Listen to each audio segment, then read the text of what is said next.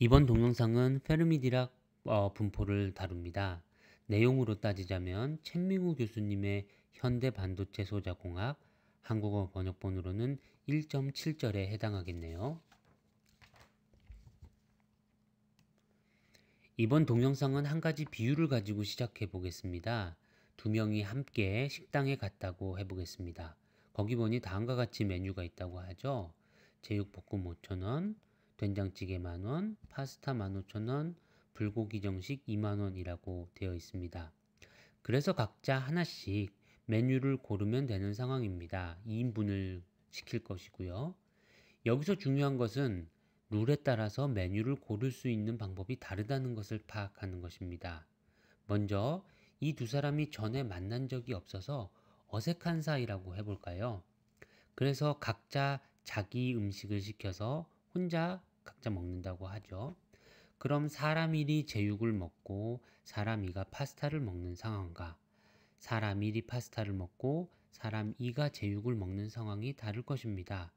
그러니 모두 16가지의 경우가 있겠네요. 4 곱하기 4에 해당할 것입니다. 그런데 다른 경우들도 있다고 생각해 볼까요? 케이스 2에서는 둘이서 아주 친한 친구입니다. 그래서 음식을 2개 시켜서 나눠 먹으려 하고 있고요. 어느 음식이 누구 것인지 구별이 없다고 하죠. 이러면 앞서 제육 하나, 파스타 하나를 시킨 경우가 여기서는 하나로 취급이 되겠네요. 모두 10가지 경우가 있을 것입니다. 케이스 3에서도 둘은 음식을 함께 나누어 먹는데요. 대신 같은 걸 2개 먹지는 않고 서로 다른 2개의 음식을 시키려 합니다. 이런 경우는 몇 가지 경우가 있을까요? 오직 6가지 경우만 있겠죠. 제가 이런 비유를 든 이유는 어떻게 경우의 수를 나누는지에 따른 룰을 따라서 서로 다른 결과가 얻어질 수 있음을 말씀드리기 위함입니다.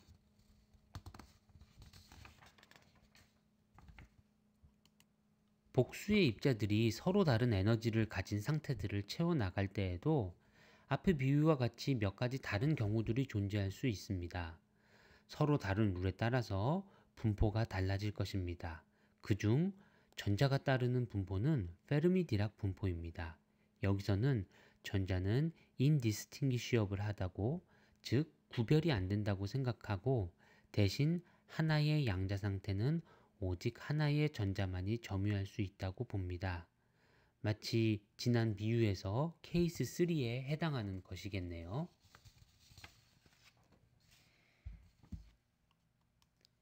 이때 어느 특정한 에너지인 페르미 에너지 E sub F에 대해서 페르미 디락 분포는 다음과 같이 1 나누기 1 플러스 익스포넨셜 E-EF 나누기 KBT의 형태로 나타납니다.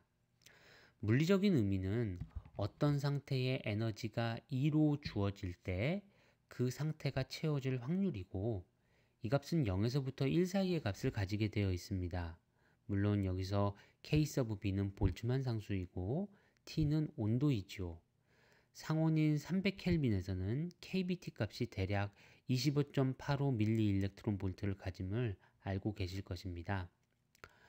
온도가 0에 가까울 때는 에너지가 E 서브 F에서 페르미 에너지에서 조금만 크거나 조금만 작아도 분모의 익스포넨셜항이 매우 커지거나 혹은 0이 되어 버리겠죠. 익스포넨셜이 매우 커지면 이때는 분포함수가 0이 될 것이며 익스포넨셜항이 0이 되어버리면 분포함수는 1이 되겠죠. 그래서 온도가 절대 0도에 가까우면 분포함수는 페르미 에너지 근방에서 매우 급격한 변화를 나타나게 될 것입니다. 그러나 온도가 높아지면 이제 K 서브 BT, 서멀 에너지라 불리는 값이죠. 이 값이 커지므로 에너지가 EF에서 좀 더 많이 벗어나야 위와 같이 행동을 할 수 있을 것입니다. 즉, 높아진 온도에서는 그만큼 에너지 차이가 커야지만 분포함수가 확실히 1이거나 0이 된다는 것이네요. 또한 페르미 에너지에 해당하는 E라면 분포함수가 0.5가 될 것임도 식에 대입해 보면 쉽게 확인해 보실 수 있을 것입니다.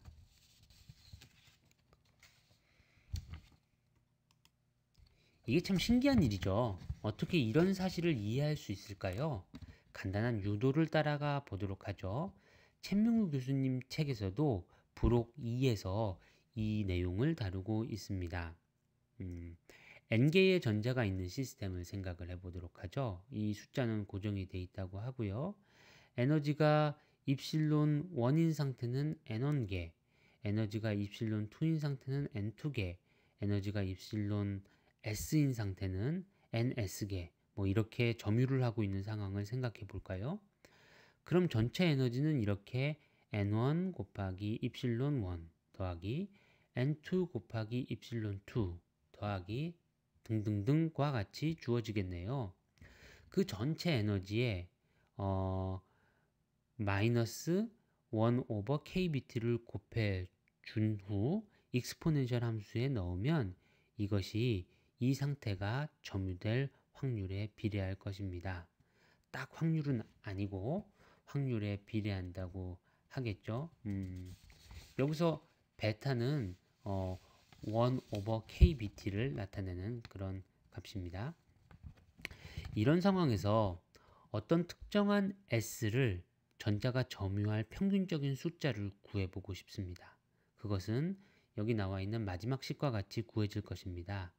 ns 값에다 그 확률에 비례하는 값을 곱해주겠죠. 확률로서의 의미를 가지기 위해 이 익스포넨셜 항들만 더해준 값이 분모에 나타날 것이고요.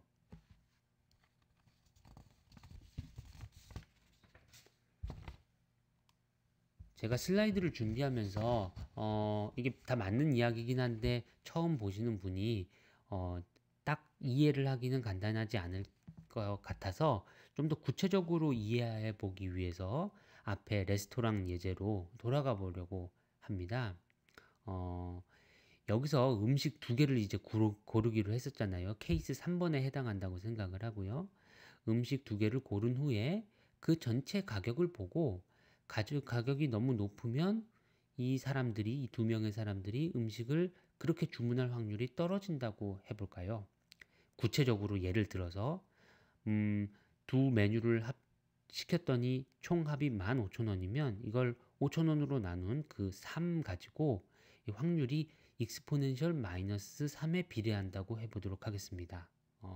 예를 들어서 그 전체 가격이 35,000원이 나왔다. 그러면 익스포넨셜 마이너스 7에 비례한다고 할 수 있겠네요.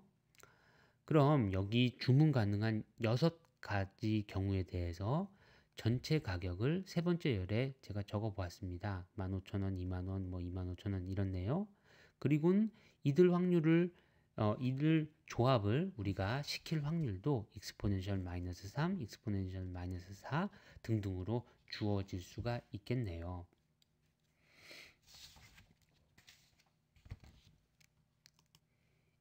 이때 된장찌개를 주문할 확률은 얼마인가? 라고 누가 물어봤다고 합시다. 그럼 어떻게 답을 할 수 있을까요? 이 네 번째 줄에 익스포넨셜 마이너스 3, 마이너스 4 같은 값들은 확률 자체가 아니라 확률에 비례하는 값이죠. 그래서 이걸 먼저 확률로 바꿔줘야 되겠습니다. 그건 이 네 번째 열에 나와 있는 그 숫자들을 다 더해가지고 그 값으로 나누어 주면 각각의 확률이 나오겠죠. 그래서 다섯 번째 열에 확률을 구해줄 수가 있었습니다. 그런데 어떤 조합에서는 된장찌개를 시킨 때도 있고 또 된장찌개를 안 시킨 경우도 있네요. 된장찌개를 시키지 않은 경우에는 주문한 된장찌개의 수가 0이니 전체 우리가 기대할 수 있는 주문한 된장찌개의 양에 전혀 기여가 없을 것이고요. 반면 된장찌개를 시킨 경우에는 주문한 된장찌개의 개수가 1이니까 확률이 그냥 더해지게 될 것입니다. 그래서 답은 된장찌개를 시킨 경우들의 확률을 더해준 0.6944가 됩니다. 자, 이 예제 자체는 전혀 실제적이지 않죠. 하지만 앞에서 수식으로 설명한 내용을 이해하는 데 도움이 될 수 있으리라 생각해서 준비해 보았습니다. 이제 다시 수식으로 돌아가 보도록 하죠.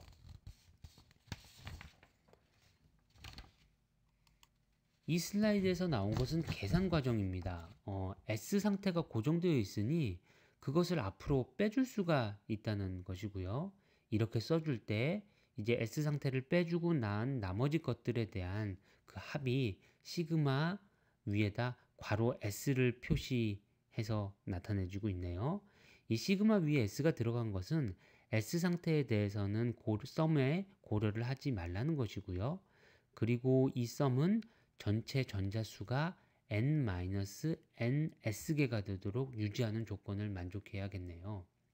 이 간단하게 쓰기 위해서 파티션 펑션이라고 불리는 함수를 도입하게 되면 그러면 결국 n 서브 s의 평균값은 매우 간단하게 저 마지막 식과 같이 쓰여질 수 있겠습니다. 동영상을 보고 계시는 분은 한번 천천히 확인을 해 보시길 바라고요. 이때 n1, n2와 같은 숫자들은 0 또는 1만 가능합니다. 그래서 분모 분자에 ns에 대한 합이 들어가지만 결국 두 가지 경우밖에 없는 것이죠. 이 ns가 0 또는 1일 수밖에 없다는 사실을 활용을 해서 그걸 그대로 써보면 결국 다음과 같은 식이 나오게 되는군요. 이 첫 번째 식이 바로 우리가 생각할 수 있는 ns의 평균값이 될 텐데요. 해석을 해보면 S 상태에 전자가 차 있을 평균적인 그 값은 S 상태에 전자가 차 있고 나머지 n-1개의 전자가 다른 모든 상태들에 적절하게 나눠진 경우 하고 S 상태에는 전자가 없고 모든 n개의 전자가 이외의 상태에 나눠진 경우에 상대적인 크기로 얻어진다라는 것을 말합니다. 이걸 이 슬라이드의 나머지 식들과 같이 정리를 해주면 결국 페르미-디락 분포가 얻어지는 것이죠. 이렇게 개략적이나마 페르미-디락 분포에 대한 유도를 살펴보았습니다. 마지막으로 페르미 에너지보다 서멀 에너지 KBT보다 한참 더 높은 에너지를 가지고 있는 상태 E가 있다면 그렇다면 이 페르미-디락 분포의 익스포넨셜 항이 그 경쟁하는 1를 압도할 것입니다. 이 경우에는 근사적으로 익스포넨셜 마이너스 E-EF를 KBT로 나눈 형태로 쓸 수 있는데 이것은 맥스웰 볼츠만 분포와 같아집니다. 그래서 종종 페르미 에너지가 우리가 고려하는 에너지보다 꽤 작은 것이 분명할 경우에는 페르미-디락 분포 대신에 맥스웰 볼츠만 분포를 사용하기도 한다는 것을 이해해 주십시오. 네, 이번 동영상에서는 페르미-디락 분포에 대해서 간단히 다루어 보았습니다. 먼저 전자를 배치시킬 때 그들 각각이 어느 상태를 점유하는 것이 중요한지 아니면 상관없는지 또 같은 상태를 함께 점유하는 것이 가능한지 아닌지에 따라서 경우의 수가 크게 달라짐을 가상적인 그 식당의 비유를 들어서 설명하였습니다. 전자의 경우에는 결과적으로 페르미-디락 분포를 따르게 되는데 이는 개개의 전자를 우리가 구별하지 못하고 같은 상태를 함께 점유하지 못한다는 룰에 의한 것입니다. 그리고는 페르미-디락 분포의 유도를 간단히 스케치해 보았습니다. 이제 우리는 density of state와 전자 분포에 대한 충분한 정보를 얻었습니다. 다음 동영상에서는 이 정보들을 활용하여 전자 및 홀의 농도를 구해보는 작업을 해보도록 하겠습니다. 감사합니다.